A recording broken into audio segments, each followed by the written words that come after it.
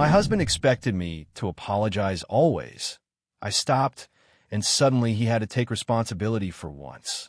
He's standing in the doorway of the kitchen with his car keys still in his hand, jaw clenched so hard I can see the muscle jumping near his ear, and he says, "Are you going to apologize, or are you going to keep doing this?" Like my refusal is the problem, not what just happened. The kettle is screaming on the stove because I forgot to turn it off. The smell of burnt toast is hanging in the air. Our son is in the hallway with one shoe on, backpack half-zipped, watching us with that too-still look kids get when they're trying to disappear. I can feel my heart punching against my ribs, and the old reflex is right there, automatic, well-trained, ready to smooth it over, ready to say sorry just to make the room safe again. My mouth even forms the start of the word. Then I stop. I swallow. I turn the stove off with a shaking hand, very deliberately, because I need my body to do something practical so my brain doesn't default to the script. And I say, quietly, no. It lands like a plate shattering. He blinks at me once, like he genuinely didn't hear it correctly. "What?" he says. He takes a step forward, not touching me, but close enough that I can smell his aftershave and the cold air from outside on his jacket. "You're not going to apologize?" His voice is rising, but he's trying to keep it controlled, the way he does when he wants to feel like the reasonable one. I glance at our son and then back at my husband. "I'm not apologizing for you forgetting to pick him up," I say, and my voice is steadier than I feel. "You forgot. You were the one who said you'd do it." I'm not saying sorry for being upset that he stood outside the school office for 20 minutes. He exhales through his nose in this sharp, offended way. "I didn't forget," he snaps. "My phone died, and you're acting like I'm some kind of monster. You always do this. You always make me the bad guy." He turns his head toward our son and says, too brightly, "Go wait in the car, buddy," as if the situation is normal and he's just running late. Our son doesn't move. He's staring at me, wide-eyed, like he's waiting to see if I'll fix it the way I always do. It was a Tuesday night a few months ago when I realized I'd been apologizing so often that I barely knew where the apology stopped, and I began. We were sitting on opposite ends of the couch, the TV on but muted because he said the sound annoyed him. I was scrolling aimlessly on my phone, trying not to think about how tense the air felt, when a message popped up from my friend Lena. "Do you ever notice you say sorry, even when you're not sorry?" She'd sent it after we had coffee earlier, after she watched me apologize to the barista because my card took an extra second to tap. I laughed at the time, but now, alone with my husband's silence, the question felt like a spotlight. I typed back, "Yeah, why?" And she replied, "Because you do it around him constantly. I don't think you even hear yourself." I stared at that sentence, so long my screen dimmed. Then my husband looked over and said, without moving his eyes off the TV, "What are you smirking at?" I wasn't smirking. My face had just softened for half a second because someone outside this room had seen me. "Nothing," I said automatically. "Saw the..." And he didn't even respond. He just let the apology sit there like it belonged. The patter didn't start with screaming or insults. That's the part that makes it hard to explain without people going, "So what?" It started with little corrections and little disappointments. If I misheard him, he'd say, "Why do you never listen?"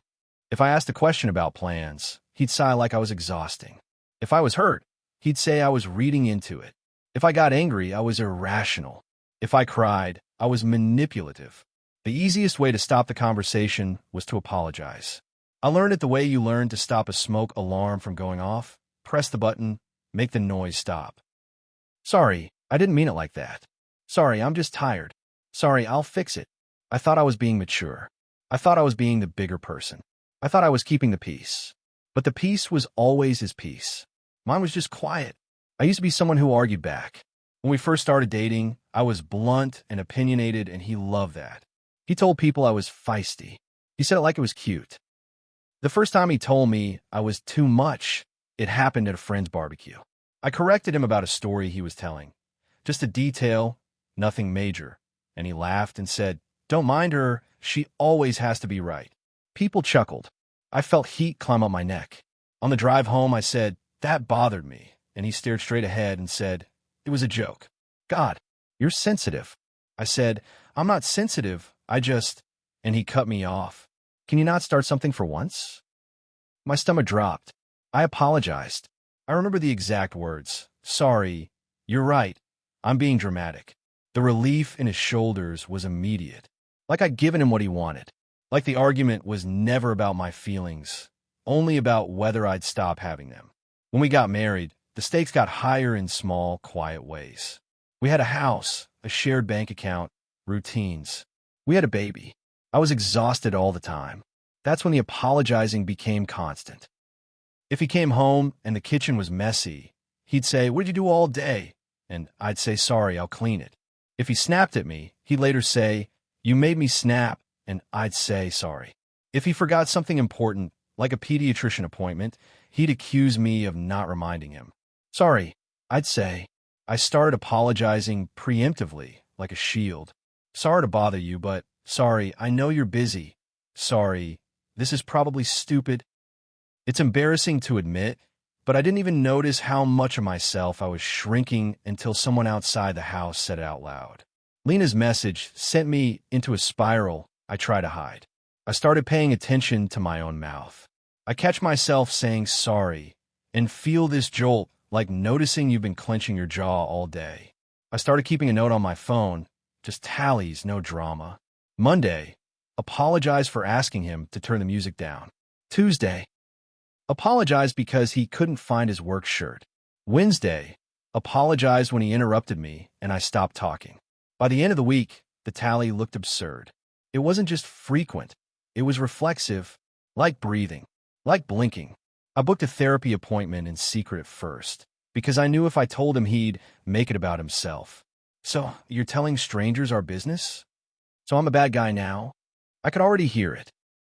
The therapist, a middle-aged woman named Daria, asked me why I was there, and I said the most pathetic thing I've ever said out loud. "I think I'm bad at being a wife." She didn't laugh or reassure me in that empty way people sometimes do. She tilted her head and asked, "What does being a good wife mean in your house?" That question wrecked me. I started crying so hard I had to cover my face with my hands. It wasn't just sadness. It was rage. It was humiliation. It was grief for the part of me that used to speak without checking if it was allowed. Over the next sessions, Daria started pointing out something I hated hearing. Apology doesn't equal accountability. She said I'd been using apologies to regulate his emotions. Like I was constantly trying to keep him from being upset. And in the process, I was training him that my discomfort was negotiable and his was not. She said, sometimes the most loving thing you can do is let someone sit with the consequences of their own behavior. I remember staring at her like she'd suggested I walk into traffic. Because in my house, if he was upset, it didn't just stay inside him. It spread. It filled the room. It punished everyone. The idea of not rushing to fix it felt dangerous. I tried something small first. A low-risk moment. He came into the kitchen while I was making dinner and said, "This smells weird." Old me would have said, "Sorry, I can make something else." New me paused, heart racing, and said, "Okay, you can make something else if you want." He stared at me, confused. "What?" he said, like he couldn't compute it. "I'm just saying." I shrugged, pretending I wasn't sweating under my shirt. "I'm just saying too." He scoffed and walked away. 10 minutes later, he came back and said, "Are you mad?" I said, "No." He said, "You're acting mad." I said, "I'm not." And then he did what he always does when I don't play my part. He escalated until I did. That's the thing about changing one piece of a system. The whole system reacts. It's like removing one small brick, and suddenly the wall shakes because it was leaning on it. The first real blow-up happened over something stupid, a dishwasher. I loaded it the way I always do. He opened it, stared, and said, "Why do you do it like this? It's inefficient." Normally, I would have laughed it off and rearranged it, because it's not worth a fight. But I was tired. I'd had a long day at work. Our son had been clingy and cranky, and I hadn't sat down since 6 a.m. He said inefficient in that tone that says, "You're wrong, and I'm teaching you." And something in me just refused. I said, "It's fine." He said, "No, it's not. The plates are blocking the sprayer." I said, "They're not." He said, "Why are you arguing? Just say sorry and fix it." And I swear to God, it was like time slowed down because I heard him say it so clearly, Just say sorry. Not fix it. Not let's do it differently. Just apologize. Confirm his version of reality. Hand him the power. I took a breath and said, I'm not apologizing for loading a dishwasher. He laughed, short and nasty. Wow, he said, you've really gotten an attitude lately. I said, I'm allowed to have one. He leaned against the counter and crossed his arms like he was settling in for entertainment. Is this therapy thing? He asked. Are they telling you to disrespect your husband? The old shame rose in my throat. My face got hot. My hand started to shake. And I almost did it. I almost apologized just to end it. Instead, I said, they're telling me not to apologize for existing. He stared at me for a long moment, then said, so you think I'm abusive? That word. He used it like a trap. If I said yes, I was accusing him. If I said no, he'd win. I felt my heart hammering. Daria's voice echoed in my head.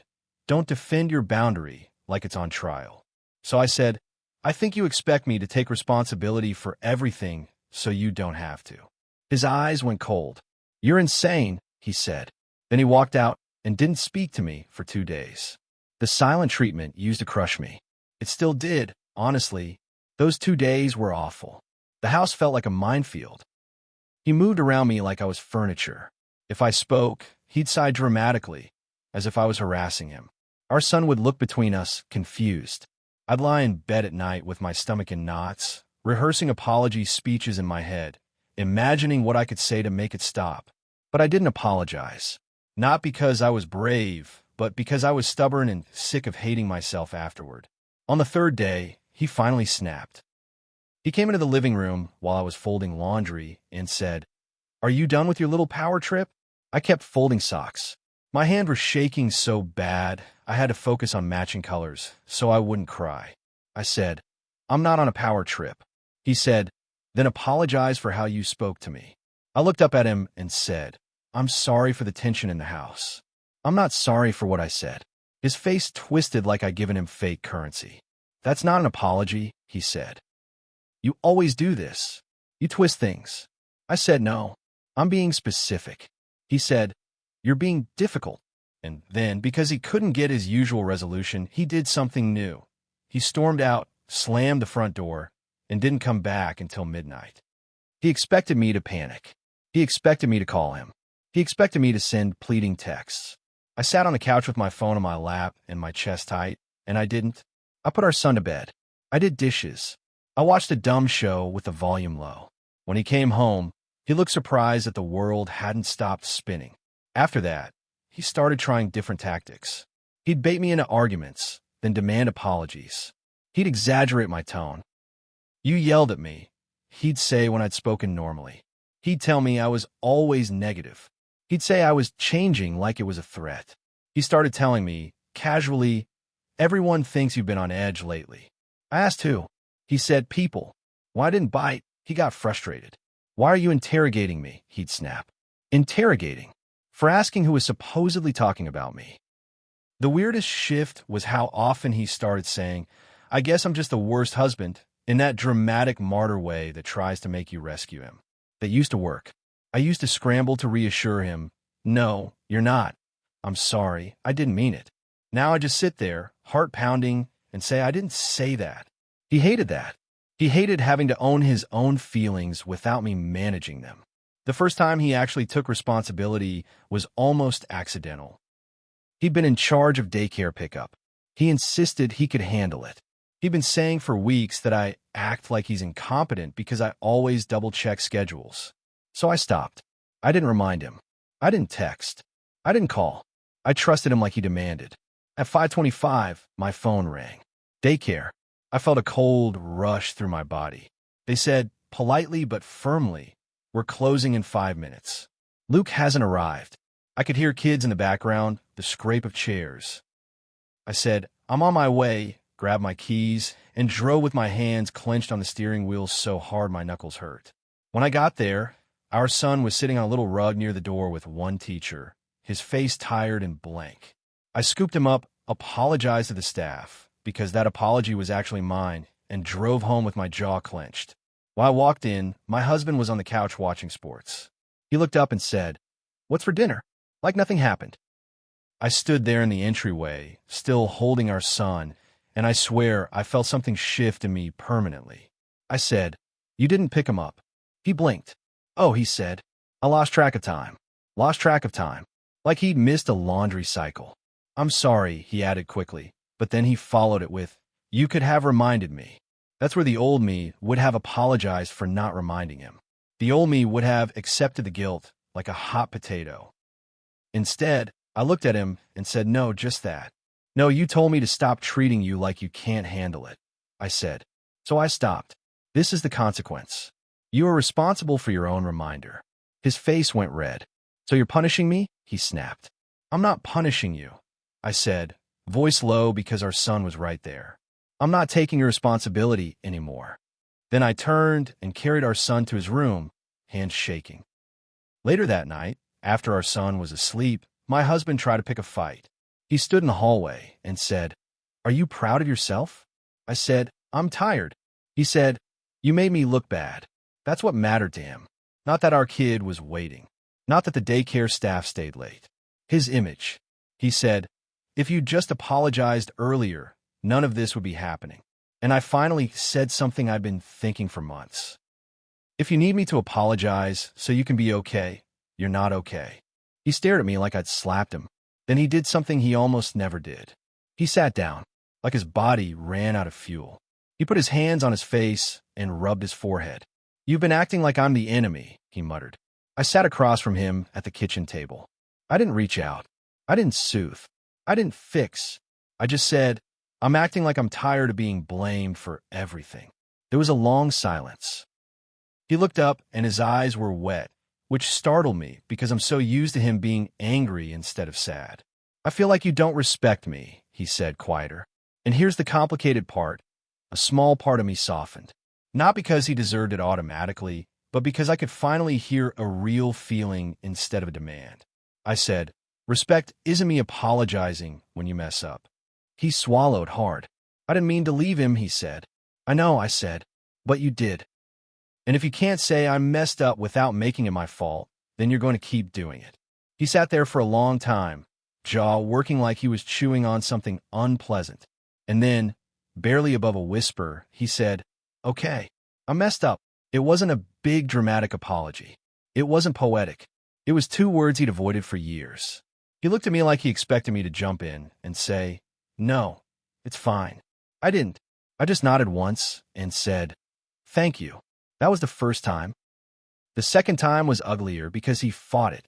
It happened in couples therapy, which he only agreed to after I told him I wasn't going to keep living like this. He walked into the therapist's office like he was doing community service. He sat with his arms crossed, answering questions like a lawyer. "She's always critical. She's always emotional. She never lets things go." The therapist, a calm man named Reese, asked for examples. My husband gave vague ones.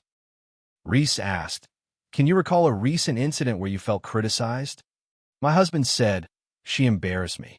Reese asked how. And for the first time, my husband had to actually explain his logic out loud to someone who wasn't trained to accommodate it. He described the daycare incident and framed it like I'd sabotaged him. Reese listened, then turned to me and asked, "Did you remind him?" I said, "No." My husband smirked like he'd won. Reese asked, "Why not?" I said, "Because he asked me to stop treating him like he can't handle responsibilities." Reese nodded slowly and turned back to my husband. "So you requested autonomy," he said, "and then when the task was missed, you wanted the responsibility to be shared." My husband started to argue. Reese held up a hand gently. "I'm not saying you meant harm," he said, "but you're describing a dynamic where your wife is responsible for the outcome even when you've asked her to step back." My husband looked furious. He said, "So you're saying it's my fault?" Reese said, "I'm saying it's your responsibility." I watched my husband's face in that moment.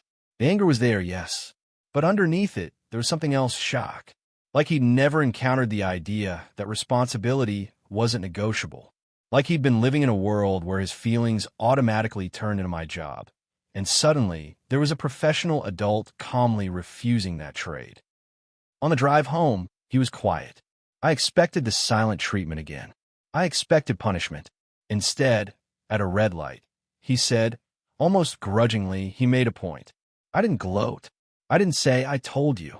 I just stared out the window and let myself breathe. Things didn't magically get better after that. He didn't turn into a different person overnight. There were setbacks. There were moments where he slipped into old patterns and then caught himself halfway through and looked embarrassed. There were days he still tried to bait me into apologizing because it was familiar and comforting for him, like a habit. Sometimes he'd say, I'm sorry you feel that way. And I'd say, that's not what I'm asking for. Sometimes he'd get defensive, and then, hours later, he'd come into the room and say, I was wrong, with the discomfort of someone wearing clothes that don't fit yet. And I had to learn something too. When you stop apologizing, the silence that follows is loud. It's uncomfortable. It makes you want to fill it. It makes you want to smooth it over. I had to sit on my hands sometimes to stop myself from doing it out of reflex. I had to let him be mad without making it my emergency. I had to let him be disappointed without acting like I'd committed a crime. I had to tolerate him seeing me as the problem for a while because that was easier than him seeing himself honestly.